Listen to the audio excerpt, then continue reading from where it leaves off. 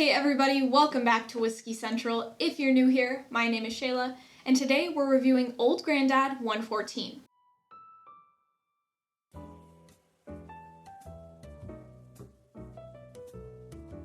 So I've got some history for you today, but if you want to skip around to other parts of the video, there's timestamps in the description box below. And if you enjoy whiskey reviews, make sure to hit the subscribe button so you don't miss out on any new videos. And before we get into the video, just wanted to give a quick Patreon shout out to Whiskey Wish. She's been my subscriber for quite a while, so thank you so much for the support. So Old Grandad 114, or OGD 114, is named after Meredith Basil Hayden. The whiskey was created by his grandson Raymond, who named it Old Grandad. Raymond passed away soon after creating the brand, and it was purchased by the Wathen family, which was bought out by National Distillers, and then Jim Beam in 1987. Meredith Basil Hayden was a rye farmer, and he began using rye as a secondary grain in bourbon to help give it more character. OGD 114 was created in 1992 by the master distiller Booker No, and this whiskey uses the same high rye mash bill that Beam uses in their Basil Hayden bourbon. Alright, so let's get into the details of this whiskey. This bottle will run you about $25 to $28 depending on where you live. It's owned by Beam Suntory, and this is made in Claremont and Boston, Kentucky. It's a non-age stated whiskey said to be around 4 to 5 years old. It's 57% ABV, or 114 proof, and it's an undisclosed mash bill, but on the internet there was a ton of sites that said it was 63% corn, 27% rye, and 10% malted barley, so we'll go with that. It's aged in new charred oak barrels, it's non-colored, and I'm assuming that it's non-chill filtered. It doesn't say on the label, but at 114 proof, I don't know why they would need to chill filter it, so unsure, but probably unchill filtered. Alright, well, I'm going to pour a dram of this, let it sit for about 10 minutes, and I'll be right back. Alright, I've let this open up for about 10 minutes. Let's go on the nose. So it actually has a really nice nose. I mean, for a $30 bourbon, get a little bit of that proof. It does subside with about 10 minutes, but a little bit of that kind of ethanol. Get that classic kind of caramel and vanilla thing. And then you get that rye spice. Like, the rye spice comes in, you get a little bit of like a grassiness, kind of, like a fresh grassiness. And then it's cool, you get lemon and kind of orange, so like a citrusy kind of thing. And then I also get honey on here, which I don't normally get. Normally it's like brown sugar or caramel, but this one I'm getting a little bit of honey. And then you're getting that baking spice too, like cinnamon clove kind of thing. And then those little bits of rye spice, so just kind of like a little bit of spice in general. Alright, let's go on the palate. Cheers, guys. So you get quite a bit of cinnamon. There's a little bit of nuttiness. It's definitely not like other Jim Beam profile stuff that's like super nutty. It's just got kind of like a faint hint of it. Get a little bit of that rye spice coming on. You can definitely tell it's, around 30% rye. Well, I say definitely. If I had this in a blind, I would call it something else. But when you know what it is, I feel like it's a little bit easier to pick up certain things. I'm picking up rye, a little bit of oak spice. Let's go for another sip. Cheers. I would say it's a medium finish on the palate. I don't know, it's weird. It's a medium finish on the palate, but the freaking Kentucky hug you get is so long. So I would say long for the Kentucky hug, medium for the palate. It's kind of, sensation-wise, it's kind of sweet up front, but then mid and back palate, you get a little bit of that oak, a little bit of that rye spice. But it's a good dram, so I'm going to finish it up, and I'll be right back with my recommendation.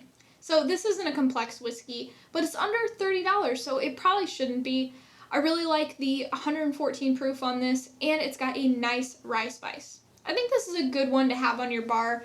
You can sip it neat, and it's got a nice rye content to make some classic whiskey cocktails.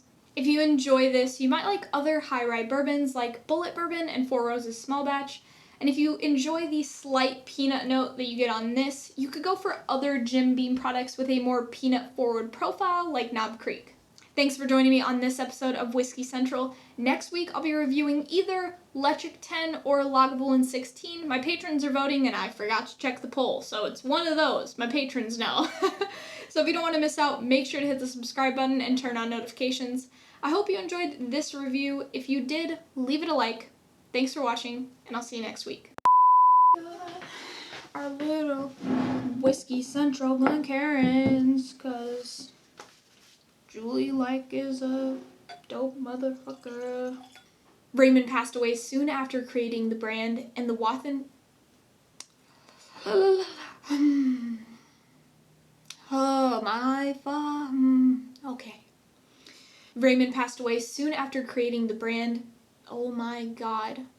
And the company was purchased by the Wathen family. Okay. Woo! Yes! Okay. Haha! So, old granddad, I just practiced this like 12 times. Fuck. Oh, I need to do the white balance on my face. Well, bam. Bam, we're done with that. Okay. Too clunky.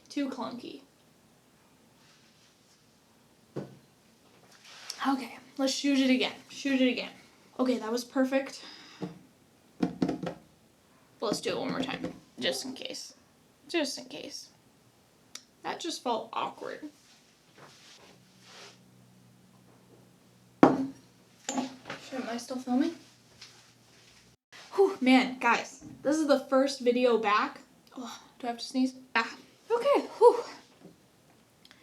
First video back, which means that I have not filmed a review video in like 6 weeks, 7 weeks, something like that, because I did a whole batch of them right before I went to my mom's.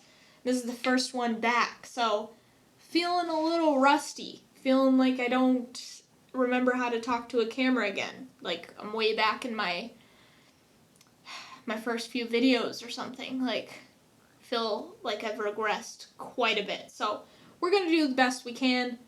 This is a good one to kind of get the gears turning again, and then next week hopefully will be better. So if this video is like not as good, then that's probably why. Now, I don't know if that counts as past the shoulder. This bottle is a super weird shape, so I've had a bunch of drams of this and it's like still not past the shoulder. So, but I mean, somewhere around there, I feel like that's okay. So it's a very ugly bottle. I don't like it, but it's okay. It doesn't matter what the bottle looks like. It just matters what the juice tastes like. Just wanted to say thank you so much to all the patrons. I'm going to show you guys what I got here. Hold on one sec. Okay, so I'm not sure how this is going to work. I hope that it will work well, but this is from the patrons, basically. So I'm trying to up my game with B-roll footage. So it's a little slide for your camera. So I'm going to do some B-roll footage for this bottle right now. And so hopefully this video will feel very polished and wonderful. It probably won't be, but thank you so much, patrons, for basically getting this for me. I really appreciate all of you, and you just help the channel so much, and I love you. So, yeah.